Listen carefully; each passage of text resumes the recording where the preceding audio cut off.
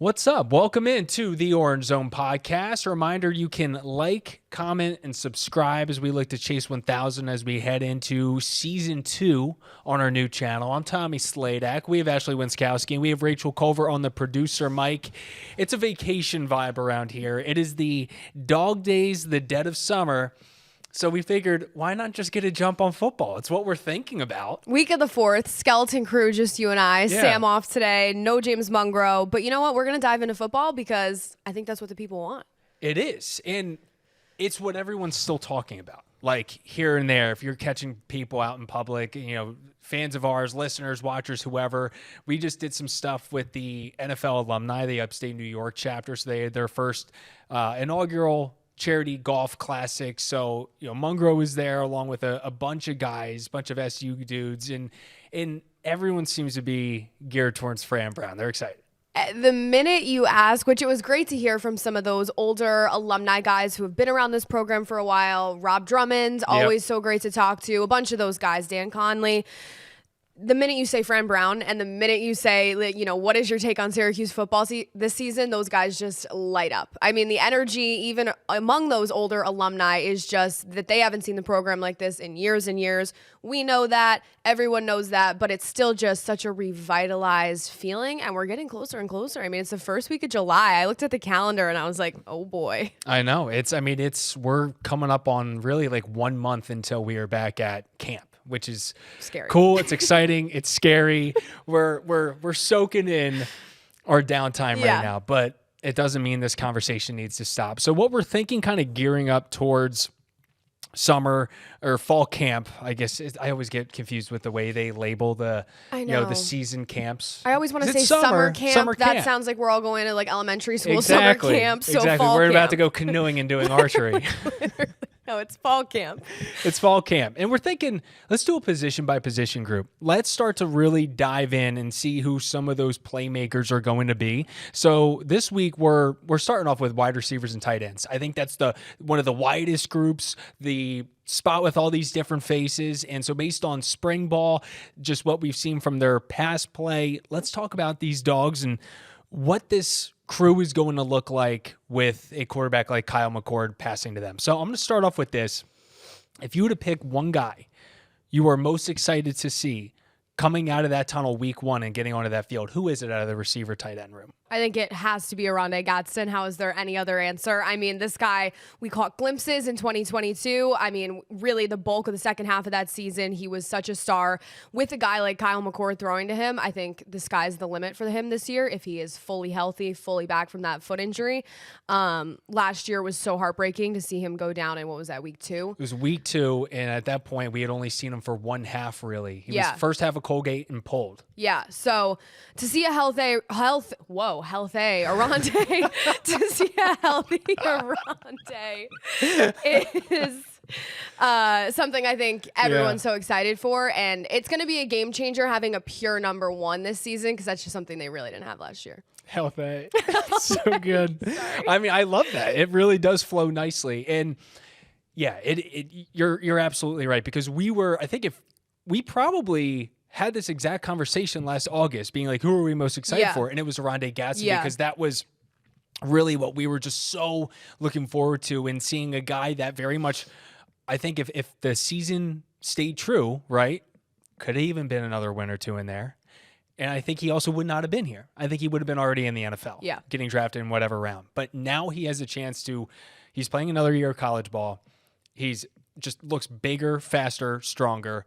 And if he stays healthy, I mean, watch out. I was poking around, and it's the very early, but we're talking about a guy that could be a nationally known name by the end of this season. Yeah. And going very early in that NFL draft. I also think Kyle McCord coming in, obviously, that could be such a lethal combo of a duo for Syracuse, a combo that becomes kind of known nationally, like you said. But Oronde Gadsden, this was my first spring camp really around him. Obviously, he was out all of last year. So my impression of him is he is just truly like a man amongst boys. He's huge, and he looks so much older than everyone else, so much more built than I think he was in years prior. So I'm really excited to see what he can do with a fully healthy season. I mean, we got a glimpse of it in the spring, but even the spring, he was still kind of coming back from his injury. Halfway because he had to get I believe the bolt taken out of his foot Yeah. after the Lisfranc surgery. So it was one of those where he got sidelined, and then, but at the same time, you could still see him. He was still working out in some capacity. Yeah, he was running. He was doing some of the drills. Fran had him blocking, and he said he was kind of primarily working on blocking. But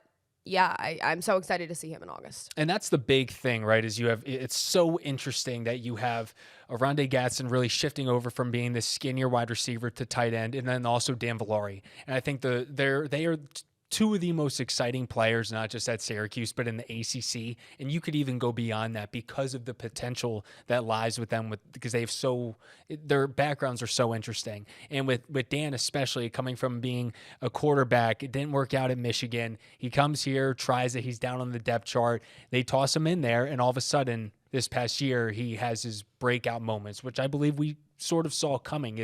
There's a fire to Villari. There's a hunger in him that his teammates really like. And this year, it just really feels like it could go to the next level, and the type of thing where I think NFL scouts are really going to be paying attention and saying to themselves, is this our next Taysom Hill? Yeah, I think Villari, if Syracuse football had like a breakout player of the year award last season, I think it has to go to Dan Villari. He's multifaceted. He's such a valuable piece, which we saw last year when things really fell apart at the end of the season, to just have on your offense in general. He is so, when you talk to him and when you see him at these practices, he is so serious.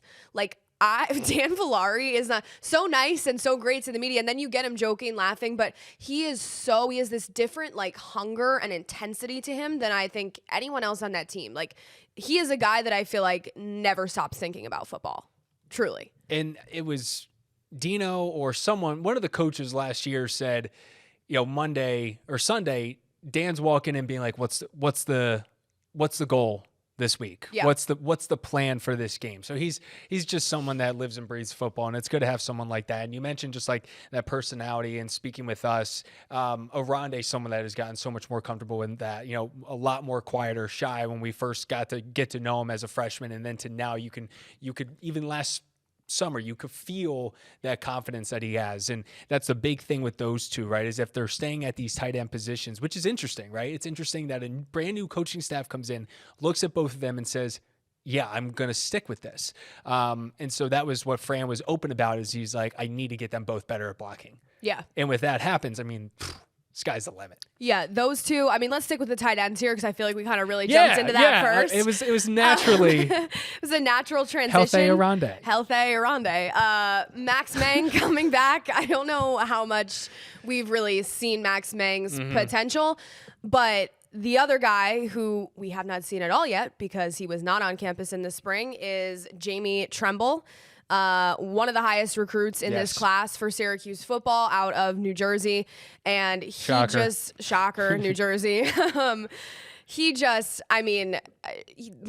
Tremble being able to learn from Villari and especially Oronde Gadsden this year is going to be so valuable to his growth. I know he's a guy that the fan base is really excited about. And he's a guy that really committed to the Orange early and stayed Orange. He had a ton of other offers and stayed with them, stuck with them through the Babers transition. He was a Babers era recruit, stuck with them through the Fran Browns transition. So I'm really excited. I don't really know if we'll see much or any of Jamie Tremble this year, on the actual field, but I'm excited for him to really get to, there's just nothing better this year than for him to learn under these guys. And who's to say that there's not a name that, and it's probably going to be in every position group that we talk about, there's going to be a name that we really don't get after in our conversation that's going to be a name by the end of the season. That's the way it always works. And the tight end room it just feels deep. And you got a guy in David Clement. He's out of CBA in Albany. So he's an upstate guy. And you see him out on the field, you're like, that's a big dude. So it's like they have the size in this tight end rooms. It's interesting. I'm excited to see kind of what comes of this. And, I'm looking forward to it. Yeah. I think the tight end room depth, especially with Tremble coming in. Right. I saw some, I do not know exactly what they were in the winter, some very too early on 3 national rankings of position groups. And Syracuse football's tight end group was up there, top 10 nationally. It's got to be tops of the ACC. I don't see how it wouldn't be. Exactly. And then Michael Johnson's their tight ends coach this year. I had to double check on that. So he's the co-OC tight ends coach. He comes over from being with the receivers largely. And then that's because Nunzio Campanelli also sliding over to be more with the quarterback. So that's interesting. I like the shift, and those are two names that were here last year and one of the few that are sticking around for the coming year. So let's get into receivers. Yes. Let's do it. Let's do the exact same question. Who's the receiver you were most excited to see run out the tunnel week 1? I think Zeed Haynes, just based on who I saw the connection with in spring ball, who everyone saw that in the spring game with Kyle McCord, really looked like he was his top target. Granted, that's with no Oronde still. But Zeed Haynes just looks like a guy who's really going to have a breakout season. Never really got to have his moment at Georgia. Now he's here. He can be the guy. He has Kyle McCord. You have a little connection to Zeed Haynes, I know. Yeah, shall I say it again? Yeah, say it again. Zeed Haynes and I went to the same high school, North Penn High School, Lansdale, Pennsylvania. Go Knights. Okay, continue. Go Knights. Anyways, Zeed Haynes, I'm really excited to see, exactly what he can be, given the full reign of potential. Also, Jackson Meeks, the other guy coming over from Georgia, I think we saw a little bit of him in the spring as well. Those two, but I think what I took out of the spring in terms of the receivers room is that there are some of these Babers era guys, some of these returners who I think are going to have a bigger impact this year. Trebor Pena was hurt most of last year.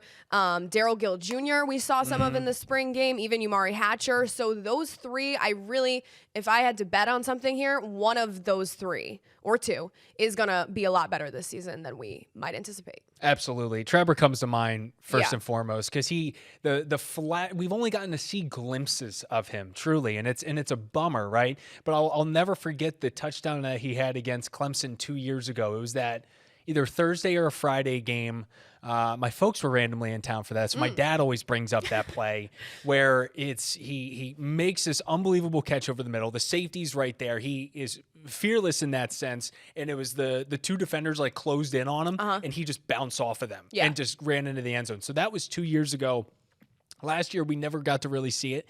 In the spring game, we saw those glimpses. And we do have, I don't think we can do spring game clips. I don't think we're allowed to do that. I think that falls under the ACC media rights, but some spring ball stuff. Yeah. So hopefully now that I say it out loud, we're going to flash some of these in there over we're talking if you want to watch on YouTube to try to get you familiar with who we're talking about. But you mentioned that group and you mentioned Jackson Meeks. He ended up having a hairline fracture, so his spring ended early, but he's someone I think if he is healthy could easily be right there at the top. We just didn't really get to see that in the spring game. So I'm excited to see just how this all comes together. And then you got like Teron Hale, a freshman coming in, but it's some young guys, it's some older guys. And I think the name for me, I think it's probably Darrell Gill Jr. He had, I thought, the best catch of the spring ball game. We saw flashes of him at the end of last year with a guy like McCord throwing to him. He's someone that I think could really end up being something special. Not to mention, I believe it's on the Barstool Cuse page. They had a football dunk contest, and he had one of the best like almost dunks I've ever seen. I didn't see that. Yeah, that's interesting. Yeah. Check it out. I'm gonna see if I can find it for you right now. And your dunking skills. Yeah, exactly. I'm excited to see. I think they have a lot more depth at that position this year, bringing in the two Georgia guys.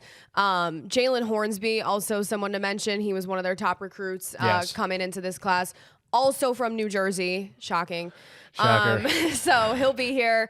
He'll get to learn under some of those guys, but obviously they lose Damian Alford, who was really kind of a top. Let's talk about the guys leaving. Yeah, no more Damian Alford. Kind of a controversial situation this offseason, but he goes to Utah. And then Donovan Brown, I guess we don't really know what. We'll have to check back in on that. He was like not with the team at some point late in the spring, so we'll see if that was something that he got back onto. So they lose a couple, but I think the size at the position lost by Alford is really kind of replaced by Zeed Haynes, and I think Zeed Haynes, if healthy, is going to kind of have a monster year. Yeah, and going through the list, before the show, and I'm sure a lot of people were doing the same thing, which was just being like, oh, wait a minute, we did lose some guys. Yeah. And Isaiah Jones was one of the ones I had completely forgotten about. So he's heading to New Mexico to reunite with Jason Beck. So I think that's if he had to leave, why not head there? But he was Happens. someone that I really did enjoy seeing play when he was on the field, but that injury bug was tough with him. And then Alford going to Utah, and then Justice Ross Simmons is another guy that we're excited to see come this season. He's a Rochester native and was at Colorado State, I believe. Receiver. Let me double check on that. Don't know. It's such a big list that it's. So yeah, with these depth We're pieces, putting the it's football like hats who's back on. going where. We're a lot Yep. of guys out west. Alford to Yes. Utah, New Mexico. A lot of those schools out there. So Yeah, Colorado State. We nailed it. got it. Yeah, so I think this group has a lot of potential this year, and I think that's why we wanted to start with them in terms of these position groups previews, because obviously, aside from the Kyle McCord that everyone's so excited about, I think that this receiving room is maybe the most improved spot on the field. I don't know. You can debate that. But. Yeah, we'll see. And it's one of those where we've learned that when it comes to receivers, it's kind of like you can't have one without the other when it comes to the quarterback. And when Garrett Schrader was not on the field and when things started going downhill with his arm, we saw that depletion of that receiver room. But then again, they were able to still make things happen. We saw what I call the Dan Villari game, the run game against Pitt, which was amazing. It is. That game against Pitt in my head is the Dan Villari game. Was that to get them bowl eligible? Yes. Do I have that right? Yeah. Okay. They had to win, or they didn't have to win, but what was it? What was the next game after that? It was like I think they did win. No. Yeah, because they finished the season 7-5. Yeah, they won the Pitt game. Yeah, so they won the Pitt game, and then they won. The Pitt game was the first game that they did that ambush Wildcat run attack, and everybody was like, what is going on? And it was the second to last game of the season, I think. It was at Yankee Stadium. Dino's last game. Because that was the big thing. Right? Yes. Dino's last game because they, Nunzio Campanelli came in for the final game. Do we have that right? Yes, we do. Because they held up a sign, because they qualified for the bowl game, and they held up a sign, and they were like, thank you, Coach Babers. So Pitt was not the game that got them bowl eligible. Not the game. But no, it was, okay, sorry, folks. Sorry, folks. A lot can turn the brain around in 6 months. This is just us rambling. They had to win both of those last two games to be bowl eligible. So they came rolling in at 4-5 then? No, at 5-5. 5-5, yeah. Wow. And they finished 7-5. Yes. They finished 7-5. That's correct. And that was like, we kind of knew Dino Babers was on the hot seat in that Pitt game, but then they won because of that run attack situation. But then he's still no more Dino Babers after that. I'm checking up on this. Okay. Because my brain make sure we're right. is having the hardest time remembering that. I've realized something with myself where if you give me like a 6-month gap, that's all it takes, and just be like, who was in last year's Super Bowl? Who was in the college football championship game? Like, it really takes me a minute. You go 2 years? Yeah. Oh. And it's gone. Yeah. Ask me, I'm pretty good like within the year. Anything past the year, I'm kind of like, what happened? Even when I'm like Syracuse football 2022, I'm like, wait. So yeah, definitely check up on that. The only other thing I wanted to mention while we're on the football topic, because I think it was really interesting to me this week, and I think people are really interested in it, is you mentioned off the top the charity golf event this week with those alumni. And I got to talk to them not only about Syracuse football and their expectations this year, and a lot of them were kind of like 8-9 win season. Anything less than that would be really surprising, which I think has been the sentiment amongst almost everyone. But they really described their relationship with Fran Brown as such a healing, transformative thing these last few months. It's almost like there was such a broken relationship with the notable football alumni and the program. And to hear that from those guys, and even really without much prodding, just being like, hey, what's your relationship been like with Fran Brown?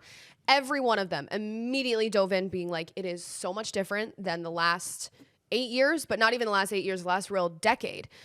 Plus, just being around the program and being asked to be around the program and having our opinions heard and wanted was really great to hear. And I think it's such a testament to how Fran Brown came into this town and to this community and was so eager to get opinions from the guys who have been here and the guys who have done it here, which is a hard thing to do as a head coach that's coming in here that's never coached here before, never lived here before, had connections to some of these guys around the program, but didn't have a real Syracuse football tie. This is a long-winded way of saying that it's really great that he's, leaned on some alumni of the program so much, and Blake Bednar's was one of them, especially. This stuck in my brain. He was like, Fran Brown was hired on a Sunday. I got a text on a Thursday, the next Thursday, being like, give me a call, would love to talk to you. And he was like, I wasn't going to call him, honestly, because it's been such a weird, kind of broken relationship between the alumni all these years. And then he was like, but I did, and we had a really great talk. And he said that he, you know, wanted me around and wanted to hear my opinion. And we've heard that from James Mungaro here when he's been here. But to hear it from everyone as such a universal sentiment was really interesting. And he put in the time. Yeah. And for a lot of people, I think that's what really matters, that they're like, okay, he genuinely cares. It's not a front. No. He cares. Yeah. You ready to hear where we went wrong? I am, yeah. Because we were wrong. No. They finished 6-7. It was the bowl game. Previous year that I believe they reached the 7-win mark, if I'm not mistaken. Because that was the Pinstripe Bowl year. And so they finished the season 7-5 there. This was a 6-6 finish because the second to last game was against Georgia Tech, where they lost 31-22. Dino was fired after, and it comes out that Monday in John Wildek's press conference that the threshold to meet was 7-5, and that was the big talker about that being the bar. So the final game of the season was Wake Forest, 35-31. Why wouldn't it be in the 30s with them? And it was Pitt, the third to last game, where they went 28-13. So at that point, they were 5-5. They end up going 5-6 after Georgia Tech, so they had to win to go to get that. That's why the 7-5 was in our head, because we remembered that coming out as the big thing. Yeah, so we were wrong. Yeah, we were wrong, but now we're right, and now we're all straight. And you know what? I know we're not alone. There's a lot that goes on up here. And we have to, we're turning our dial, you know? Also, last year was just such a whirlwind. I mean, in terms of the whole season, it was kind of like Dino got on the hot seat. Then from week to week, we were kind of on Dino watch. You never really knew what was going to happen. Garrett getting hurt. Last year was a weird year for Syracuse football. And they started off strong, too, again, which for the second year in a row. I mean, after the Purdue game, it was like, okay. Yeah. Here we go, because then it was Army, it was 4-0. The year before that was 6-0. Really, there are some ups and downs. We always say it. It's just there's been roller coaster seasons with this team. Final thoughts? I mean, final thoughts. Obviously, football season is approaching. August 31st at the Dome against Ohio. Getting excited for fall camp. Definitely approaching. And let us know. I mean, your opinions on the receivers room. We want to do some other position groups. A real deep dive preview into them. So let us know your thoughts. I know that we are excited to hear them. And I think my biggest takeaway is I'm just excited to finally get to see it. We've had all this hype all winter, all summer now, all spring. We are finally almost there that we get to see Fran Brown coaching games on the sideline for real. So I'm excited. Rachel, your final thoughts. How are you? You good? Yeah, I'm doing great. Excellent. Yeah, I would agree with Ashley's sentiment. It's been so long that we've kind of had like all this build up, all this chatter. It's been like a way too early analysis, like for the past like however many months, and just for it to not feel so early anymore and for it to feel real is exciting for not only for the football team but the whole community, I think. I can't wait. I can't wait. I am so pumped. The UNLV game. Which I have something to say about the UNLV game. Go off, Queen. It was supposed to be on the Saturday, October 5th. Yeah. They moved it to the Friday, October 4th, which is actually my birthday. Now, they have direct flights from Syracuse to Las Vegas. So, Sean Carroll, can we go to Vegas? This is me asking you because it's my birthday. Send us to the Sin City. That's a Sin City, right? I think so. Okay. Yeah. City that never sleeps, or is that New York? That's New York. All right, just forget. You know what? What happens in We're going to cut the show a minute before. Anyways, we're out of here. Ashley Wenskoski, Rachel Culver. I'm Tommy Sladek. Enjoy your holiday. Enjoy your week. Take a breather. Relax. And football season will be here before we know it. Peace. Thanks for watching. Thanks for listening. Like, comment, subscribe. We're out. Peace.